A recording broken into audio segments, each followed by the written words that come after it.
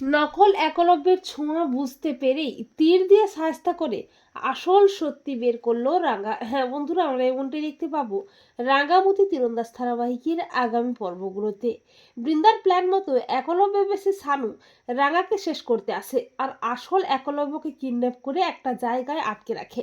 একলব্য বেশি সানু বৃন্দার শেখানো একলব্যের মতো আচরণ করতে থাকে।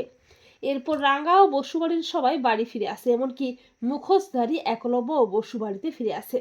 তবে নকল একলব্যের ভাবভঙ্গি ও চালচলন দেখে রাঙ্গার মনে সন্দেহ হয়। এরই মধ্যে সত্যজিৎ বিভিন্ন জায়গায় খোঁজ খবর করে জানতে পারে বৃন্দা মালয়েশিয়াতে প্লাস্টিক সার্জেন্টের কাছে গিয়ে একজন ছেলেকে একলব্যের মতো প্লাস্টিক সার্জারি করিয়েছে। সত্যজিৎ সবটা রাঙাকে জানায়। এ কথা শুনে চমকে ওঠে রাঙা। রাঙা বুঝতে পারে বৃন্দার সমস্ত চক্রান্ত।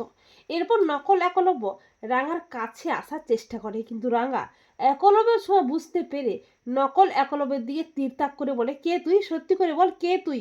তুই আমার উড়ানবাবু নয়।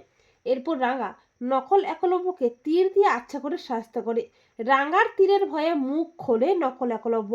নকল একলব্য বলে, আমার নাম শানু, আমার মায়ের চিকিৎসার জন্য অনেক টাকার প্রয়োজন ছিল। টাকার জন্যেই বৃন্দা বসুর কথা মতো প্লাস্টিক সার্জারি করে একলব্য বসুর মতো চেহারা করে আপনার ক্ষতি করার চেষ্টা করতে এসেছি। এ সবটাই বৃন্দা বসুর প্ল্যান। তো বন্ধুরা, তোমরাও এটাই চাও তো যে নকল একলব্যের ছোঁয়া বুঝতে পেরে তীর দিয়ে সাহায্য করে আসল সত্যি যেন বের করতে পারে রাঙা? কমেন্ট করে এক্ষুনি জানিয়ে দাও তোমাদের মতামতটি।